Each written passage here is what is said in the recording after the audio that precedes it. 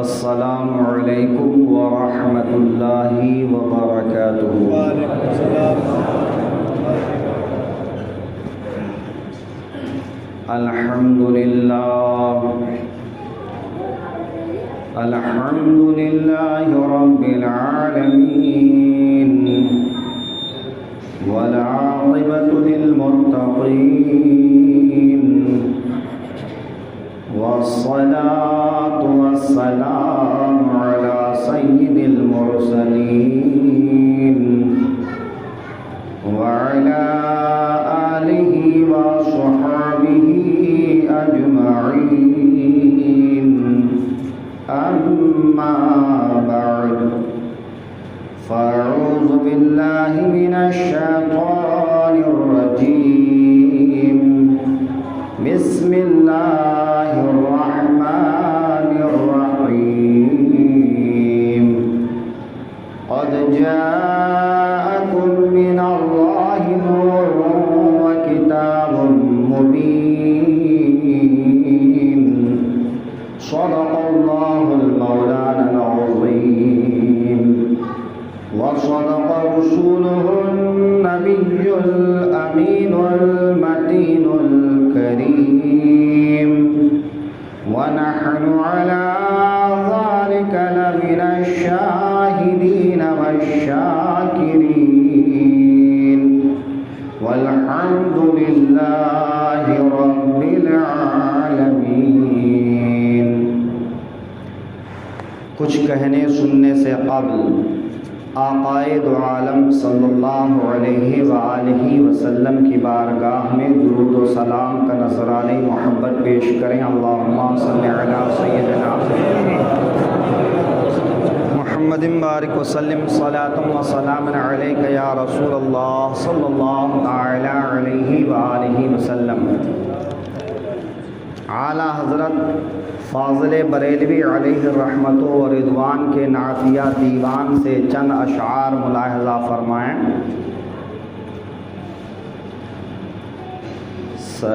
سرتاب قدم ہے تن سلطان زمن پھول، سرتاب قدم ہے تن سلطان زمن پھول، سرتاب قدم ہے تن سلطان زمن پھول،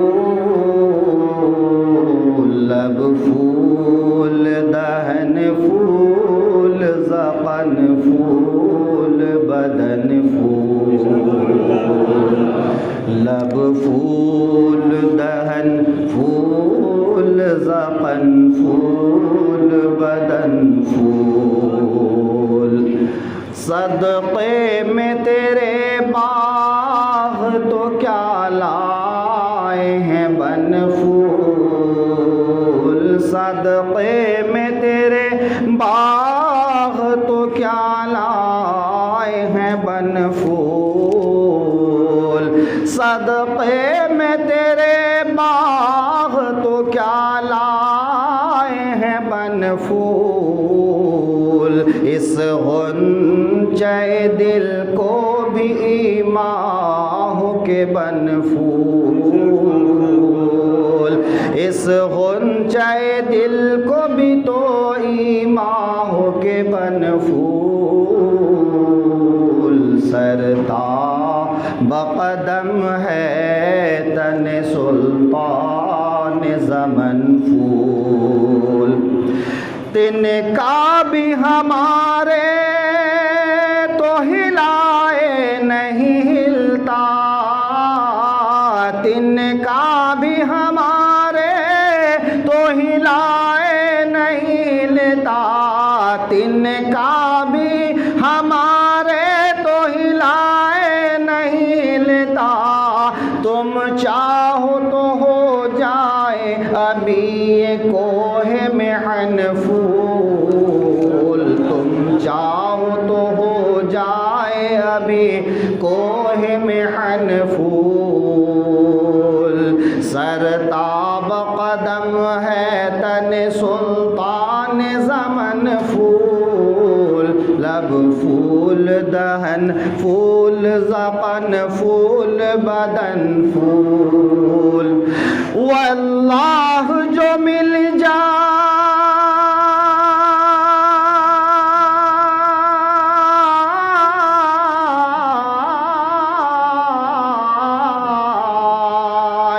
واللہ جو مل جائے میرے گل کا پسینہ واللہ جو مل جائے میرے گل کا پسینہ مانگے نہ کبھی عطر نہ چاہے دلہن پھول واللہ جو مل جائے میرے گل کا پسینہ مانگے نہ کبھی عطر نہ پھر چاہے دلہن پھول۔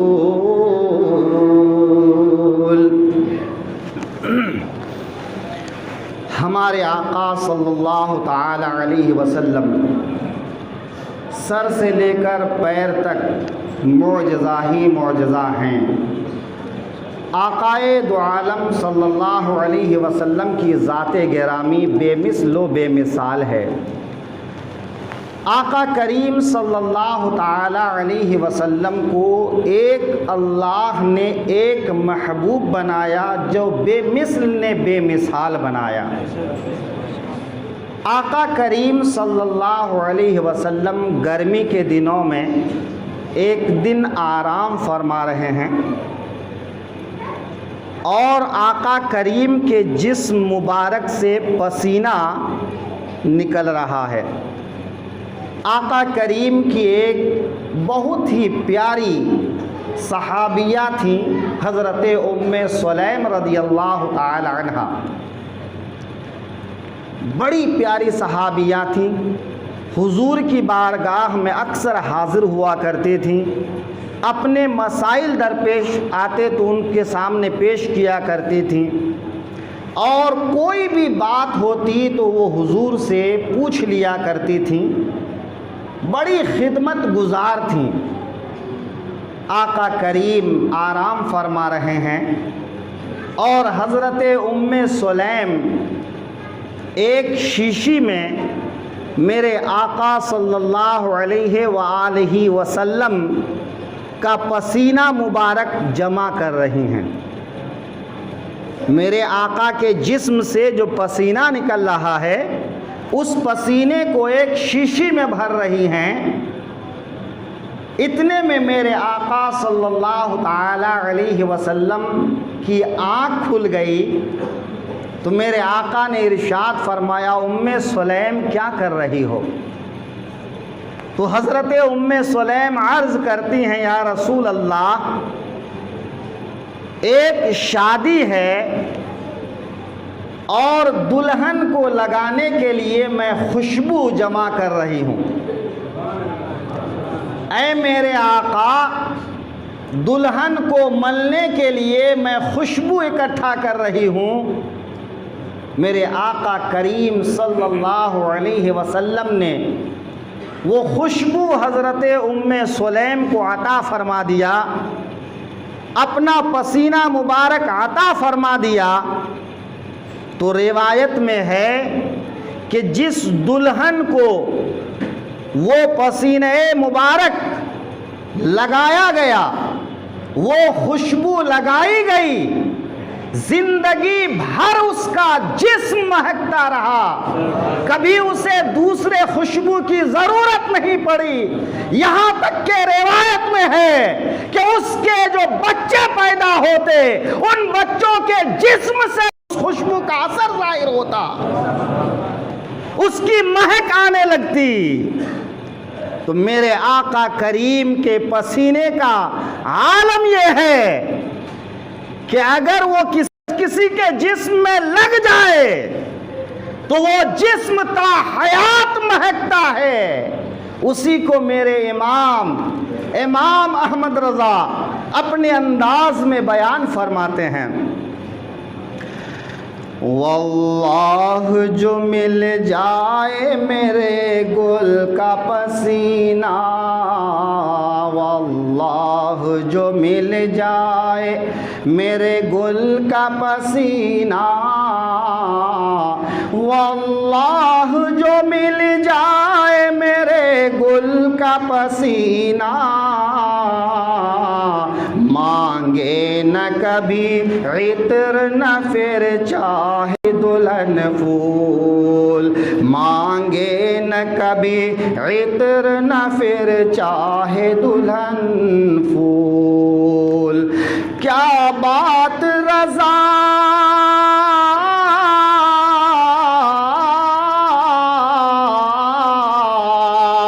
کیا بات رضا اس چمنستان کرم کی، کیا بات رضا اس چمنستان کرم کی، زہرا ہے کلی جس میں حسین اور حسن پھول، زہرا ہے کلی جس میں، زہرا ہے کلی جس میں حسین و حسن پھول، سرتاب قدم ہے تن سلطان زمن پھول، لب پھول دہن پھول زبان پھول بدن پھول۔ آقا کریم صلی اللہ تعالی علیہ وسلم کی مبارک زندگی کا عالم یہ ہے کہ آپ کے زندگی کا ہر لمحہ معجزہ ہے۔ میرے آقا کریم کے جسم مبارک کا ہر حصہ معجزہ ہے۔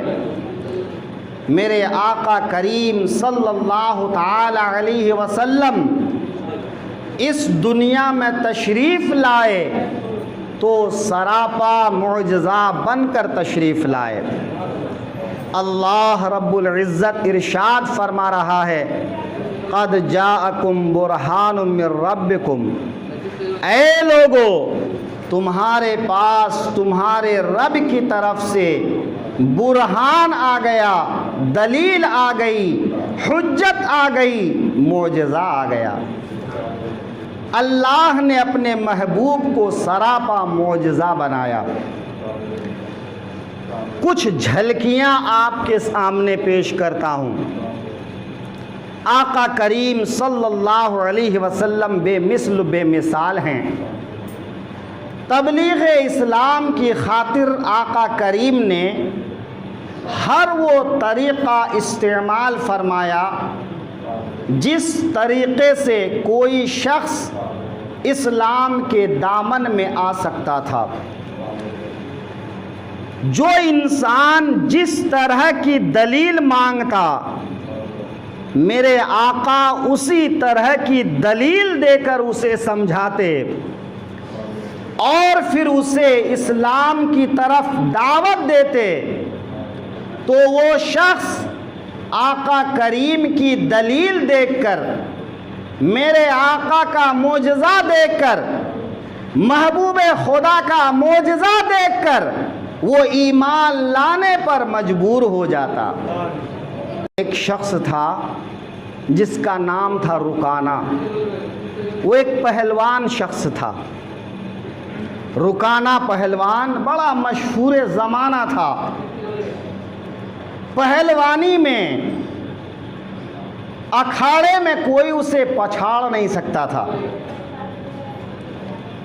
وہ ایک ایسا بہادر شخص تھا کہ لوگ انہیں کسی بھی طرح شکست نہیں دے سکتے تھے۔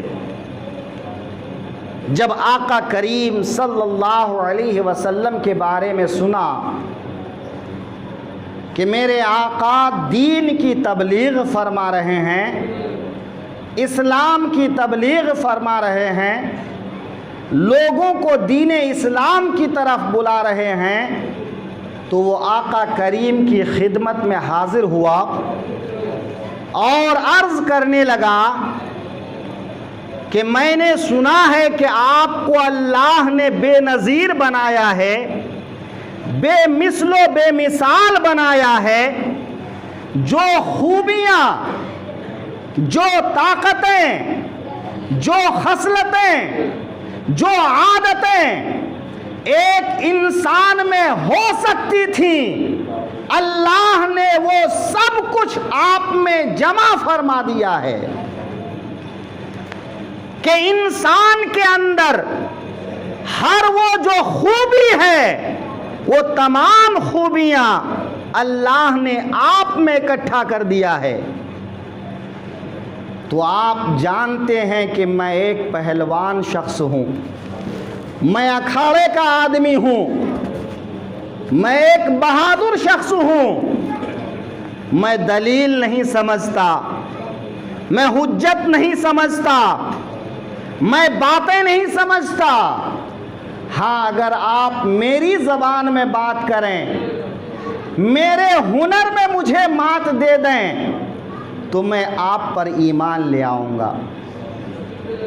میرے آقا کریم صلی اللہ علیہ وسلم پہلوانی نہیں فرماتے تھے، اکھاڑے میں آپ کشتی نہیں لڑتے تھے، لیکن اللہ نے آپ کو ہر ہنر سے آراستہ اور پیراستہ فرما دیا تھا۔ بات آئی تبلیغ اسلام کی، بات آئی ایک شخص کو دین کی دعوت دینے کی، مگر اس نے شرط ایسی رکھی کہ اگر آپ مجھے اپنے فن میں، اپنے ہنر میں مات دے دیں، شکست دے دیں، مجھے ہرا دیں تو میں آپ کو اللہ کا رسول مان لوں، آپ کو اللہ کا نبی مان لوں، میں آپ کی بات مان لوں، آپ کا کہا مان لوں۔ میرے آقا کریم صلی اللہ علیہ وسلم نے ارشاد فرمایا، رکانا، اگر تمہاری یہی خواہش ہے تو یہی صحیح، آؤ ذرا اپنا ہنر دکھاؤ۔ رکانا پہلوان تیار ہو گیا، وہ اکھاڑے کے داؤ پیچ لگانے لگا، وہ خم ٹھوک کر میدان میں آ گیا۔ میرے آقا کریم نے اس کی کمر پکڑا اور زمین میں پٹک دیا۔ جب پہلی بار پٹکا تو رکانا نے کہا، نہیں، شاید میں اپنے طور پر تیار نہیں تھا، میں ابھی اس مقابلے کے لیے تیار نہیں تھا، ہو سکتا ہے اس وجہ سے آپ نے مجھے شکست دے دیا ہو، آپ نے مجھے پٹک دیا ہو، دوبارہ پٹکیے تو مان جاؤں۔ پھر آقا کریم نے اسے پکڑا اور زمین پہ گرا دیا۔ دوبارہ سنبھل کر اٹھا اور کہنے لگا، ہو سکتا ہے کہ میرے داؤ پیچ میں کوئی کمی رہ گئی ہو، اس لیے آپ نے مجھے دوبارہ پٹک دیا ہو۔ آقا کریم نے کہا، آؤ تیسری بار دیکھ لو۔ وہ خم ٹھونک کر میدان میں آیا، لیکن آقا کریم نے ہاتھ لگایا اور اسے زمین پہ گرا دیا۔ جب تیسری بار زمین پہ گرا تو اس کا حوصلہ بھی ٹوٹ گیا، اس کی بہادری شکست کھا گئی۔ اب رکانا پہلوان کہنے لگا، آپ کوئی معمولی انسان نہیں ہیں، آپ کوئی عام انسان نہیں ہیں، یقیناً اللہ نے آپ کو ایسی طاقت عطا کی ہے جس طاقت کا مقابلہ کرنے کے لیے کسی کے پاس کوئی فن نہیں ہے، کوئی ہنر نہیں ہے، کوئی ایسی طاقت نہیں ہے جو آپ کا مقابلہ کر سکے۔ اس لیے میں سمجھ گیا ہوں کہ آپ اللہ کے رسول ہیں، اللہ کے پیغمبر ہیں، اللہ کے محبوب ہیں۔ کلمہ توحید پڑھا اور مسلمان ہو گیا۔ بات آ گئی آقا کریم کی طاقت کی، میرے آقا کی شجاعت کی، میرے آقا کے قوت بازو کی۔ تو ایک واقعہ اور ملاحظہ فرما لیجئے۔ جنگ خندق کا موقع ہے۔ یہ جنگ ہجرت کے 5ویں سال ہوئی ہے۔ اس جنگ کے موقع پر اسلام اور مسلمانوں کے خلاف جتنے لوگ تھے وہ سب اکٹھے ہو گئے تھے۔ سب آپس میں اکٹھے ہو کر مدینے پر چڑھائی کرنے کے لیے آ گئے۔ مدینے کا محاصرہ کر لیا، مدینے کا گھیراؤ کر لیا۔ جب اس کے لیے مکے والے تیاری کر رہے تھے، میرے آقا کو اس بات کی خبر ہو گئی کہ مکے والے مدینے پر چڑھائی کا ارادہ رکھتے ہیں، مدینے کے محاصرہ کا ارادہ رکھتے ہیں، مسلمانوں سے جنگ کا ارادہ رکھتے ہیں۔ ایسے موقع پر ہاتھ پر ہاتھ دھرے بیٹھے رہنا یہ میرے آقا کی سنت نہیں ہے، بلکہ آقا کی سنت یہ ہے کہ تدبیر اختیار کیا جائے، اپنے بچاؤ کا طریقہ اختیار کیا جائے، دفاع کا جو بہتر طریقہ ہو اس طریقے کو اپنایا جائے۔ میرے آقا کریم صلی اللہ علیہ وسلم نے اپنے اور اپنے لوگوں کے بچاؤ کا یہ طریقہ اپنایا کہ ہم مدینے کے اندر رہ کر دشمن کا دفاع کریں گے، لیکن کوئی مدینے میں سیدھا گھس نہ آئے، گھوڑا دوڑاتا نہ آ جائے۔ اس لیے میرے آقا صلی اللہ علیہ وسلم نے مدینے کی آبادی کے باہر ایک خندق کھودنے کا فیصلہ کیا کہ خندق اس طرح سے گہرا اور چوڑا ہو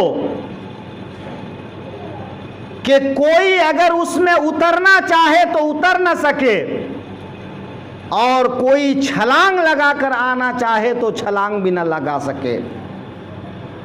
آقا کریم نے خندق کھودنے کا فیصلہ کیا۔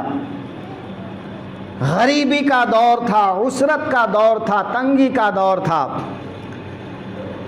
صحابہ کرام نہتے تھے، کمزور تھے، معاشی اعتبار سے بھی کمزور تھے اور مادی اعتبار سے بھی کمزور تھے۔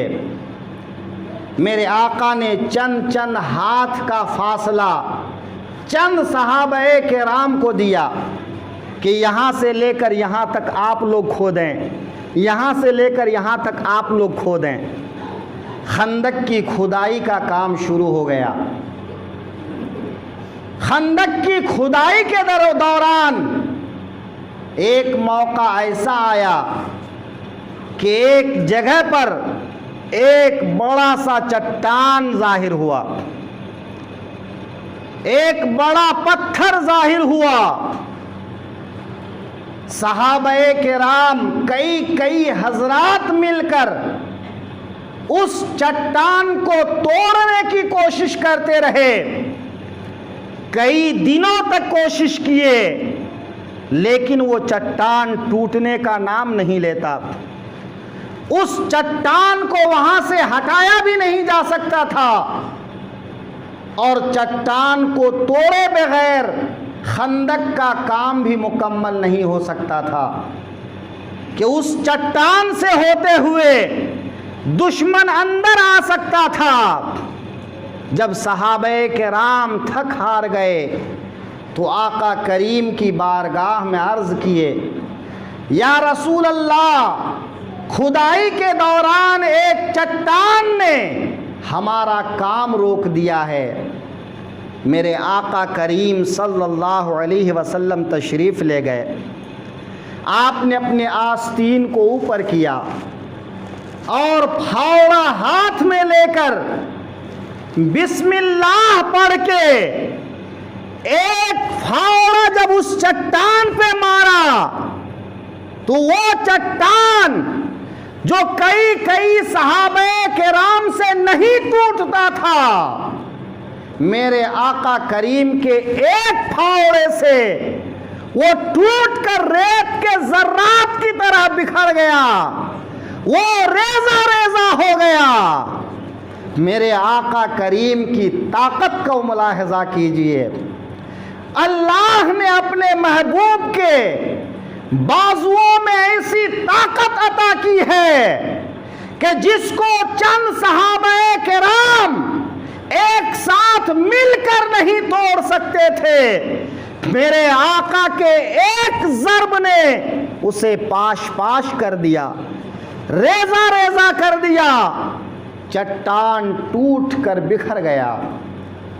صحابہ کرام نے کھدائی کا کام شروع کر دیا۔ آقا کریم صلی اللہ تعالی علیہ وسلم کی زندگی کا یہ ایسا وقت تھا کہ خندق کی کھدائی کے دوران کئی دنوں تک صحابہ کرام کو فاقہ کرنا پڑتا۔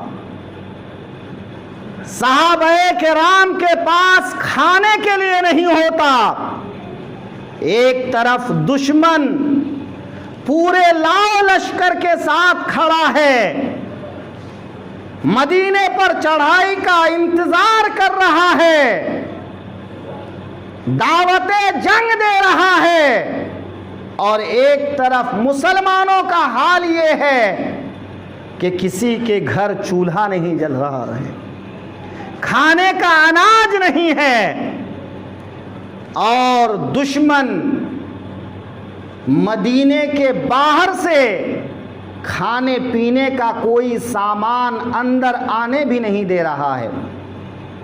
مدینے کے چاروں طرف سے ایسی گھیرا بندی کر کے رکھا ہے کہ مدینے کے اندر کھانے پینے کے سامان کی قلت ہو گئی ہے۔ آقا کریم صلی اللہ علیہ وسلم جنگ خندق کے دوران ایک وقت ایسا بھی آیا کہ صحابہ کرام نے اپنے پیٹ میں کچھ طاقت پیدا کرنے کے لیے، کمر کو جھکنے سے بچانے کے لیے، کمزوری کو دور کرنے کے لیے، بھوک کی شدت کو کم کرنے کے لیے پتھر باندھ لیے۔ صحابہ کرام سے جب صبر نہ ہو سکا، آقا کریم کی خدمت میں حاضر ہوئے۔ سب کے غموں کو دور کرنے والے آقا، غم گسار آقا کی بارگاہ میں حاضر ہو گئے۔ یا رسول اللہ، اب فاقہ برداشت نہیں ہوتا، بھوک کی شدت برداشت نہیں ہوتی، ایک طرف محنت کا یہ کام ہے، دوسری طرف پیٹ میں کوئی اناج نہیں ہے۔ کچھ صحابہ کرام نے اپنے پیٹ کھول کے دکھائے اور عرض کرنے لگے، یا رسول اللہ، بھوک کی شدت کا عالم یہ ہے کہ ہم نے اپنے اپنے پیٹ میں پتھر باندھ لیے ہیں۔ آقا کریم صلی اللہ علیہ وسلم نے اپنی چادر اٹھائی، میرے آقا کا شکم مبارک ظاہر ہو گیا۔ صحابہ کرام کی نظروں نے دیکھا کہ صحابہ کرام فاقہ اور بھوک کی وجہ سے ایک ایک پتھر باندھے ہوئے تھے، لیکن میرے آقا کے شکم مبارک میں 2 پتھر بندھے ہوئے تھے۔ یعنی صحابہ نے جتنا فاقہ کیا تھا، میرے آقا اس سے زیادہ فاقے کے دن گزارے تھے۔ میرے آقا نے پہلے ہی سے اپنے پیٹ میں پتھر باندھے تھے، کہ صحابہ اپنے شکم میں ایک ایک پتھر باندھے تھے تو میرے آقا کے جسم پہ 2 پتھر بندھے ہوئے تھے.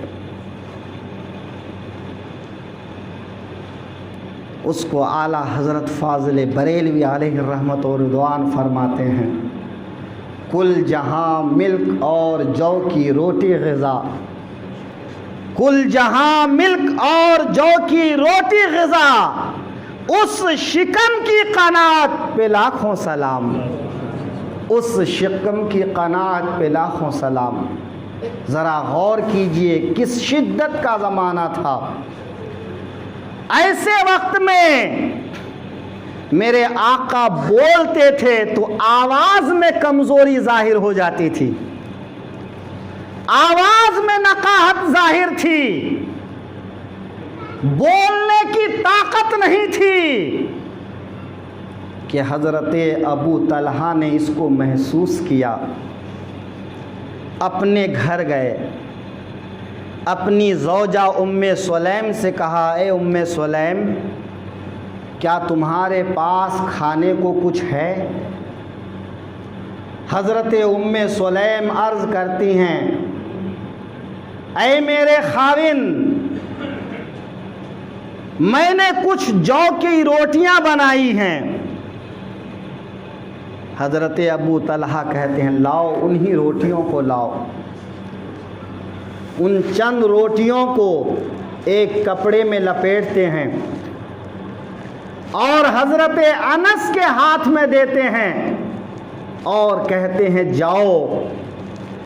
میں نے آقا کریم کی آواز میں کمزوری دیکھا ہے، ذرا اکیلے میں آقا کریم کی خدمت میں یہ روٹیاں پیش کر دینا اور کہنا کہ میرے آقا اسے تناول فرما لیں. حضرت انس کپڑے میں لپیٹ کر روٹیوں کو لے کر آقا کریم کی خدمت میں حاضر ہوئے.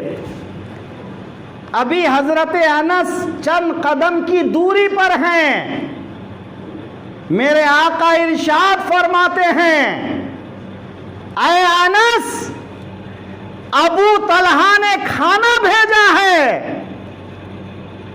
اے انس ابو طلحہ نے روٹی بھیجا ہے، جاؤ ابو طلحہ سے کہہ دو روٹیاں لے جاؤ اور ابو طلحہ سے کہنا آقا کائنات اپنے صحابہ کے ساتھ آج ابو طلحہ کے گھر میں مہمان ہیں، آج ابو طلحہ کے گھر میں مہمان ہیں.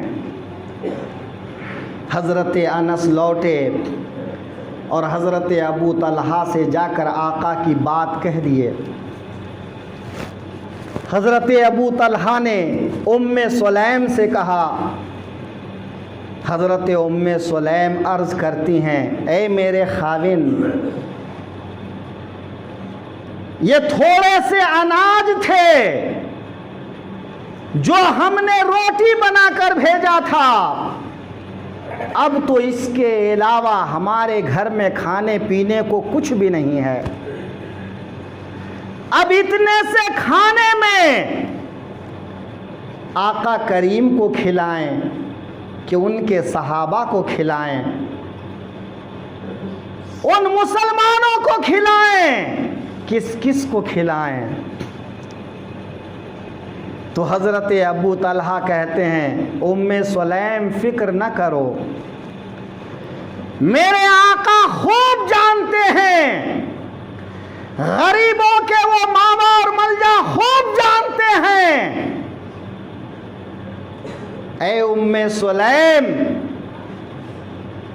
آج ہم نے نہیں آقا کریم نے اپنے صحابہ کو دعوت دی ہے.